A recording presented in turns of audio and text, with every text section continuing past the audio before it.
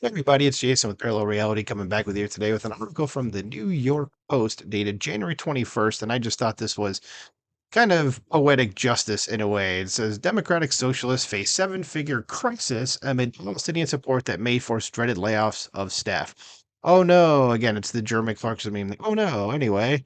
Like, gee, that's just too bad. All right, so let's see what this has to say. It says the Democratic Socialist America red all over. Nice. It says with the financial situation so dire that some leaders are demanding job cuts and the layoff of staffers just like a corporate America entity, the Post has learned.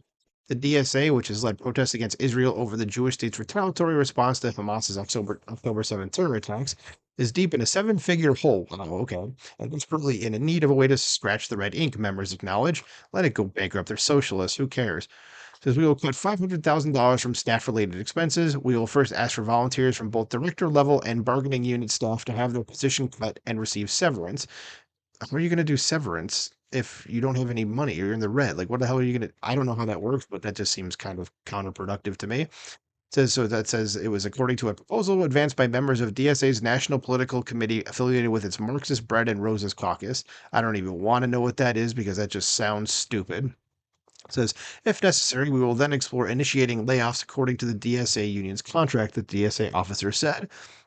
The situation appears to be a case of an organization that blindly seeks utopia and professes support of the working class clashing with reality, forcing it to have to balance a budget like the rest of America and even contemplate layoffs hated by labor unions. Yeah, it's like it goes against everything that they stand for, right? These idiots. This DSA is in a financial crisis and staff-related costs for 58% of our total expenditures and 72% of our projected income, wrote DSA members Alex Pelletieri, Kristen Shaw, and Laura Wadlin in the cost-cutting proposal. Don't know who those people are. Also, don't give a shit. Says the current deficit will force us to make seven-figure budget cuts. This will require us to make painful decisions that will impact all levels of the organization. Given our current financial state, we do not believe that we have a healthy, democratic, and effective organization while spending the amount we currently do on staff. They said, "Well, you're socialists. You're not Democrats, so you can't have a democratic staff. You don't know what that is."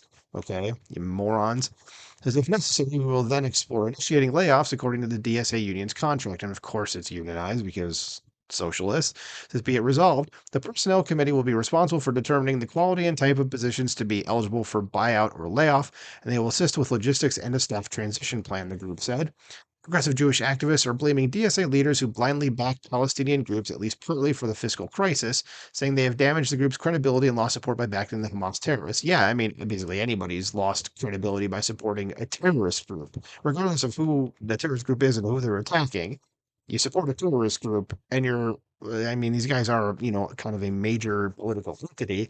I'd say semi-major, but still, you're gonna lose support because of this right here in this picture on your screen right now. It says the DSA has long supported the boycott, divestment, and sanctions movement against Israel, which is anti-Semitic at its core. So why there's even Jews in this group baffles me, but there's self-hating people of every kind, and that was certainly one of those things.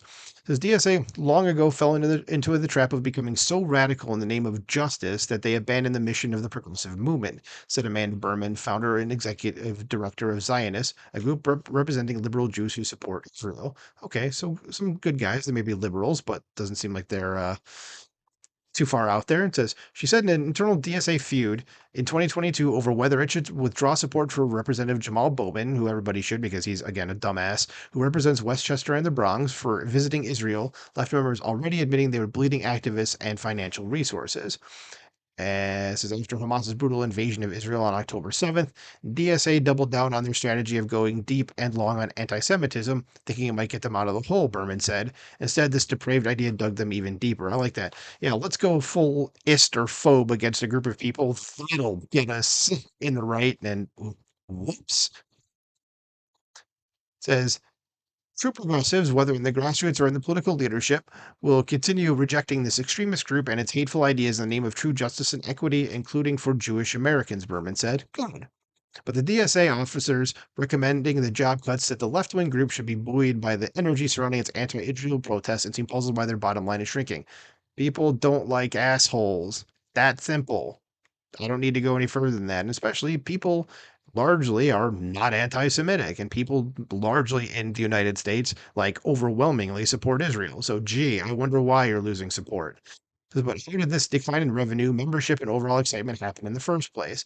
This should actually be a really favorable time for the DSA. We're living in a moment when revived labor struggles and the fight for a free Palestine are galvanizing so many Americans, particularly young people. The DSA officer said in a column in the Bread and Roses, The Call. Yeah, because you guys are stupid. You're socialists. You're dumb. That's why you're not. You don't live in the real world. Okay, you live in a bubble. Before we get to that last paragraph, this is what you see. You live in a bubble that only shows this. So you think everybody thinks this. You don't know what the entire rest of the effing country thinks, which is not this.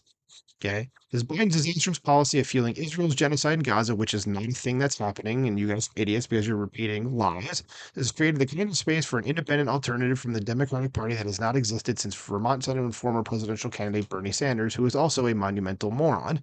Um, yeah, and that's the end of the article. So, yeah, these stupid people are losing money, and gee, I wonder why. So, let me know what you think about this. I kind of feel like this is just karma, and I'm okay with it. So, let me know what you think in the comments below. Like, share, subscribe, and I'll talk to you soon. Bye.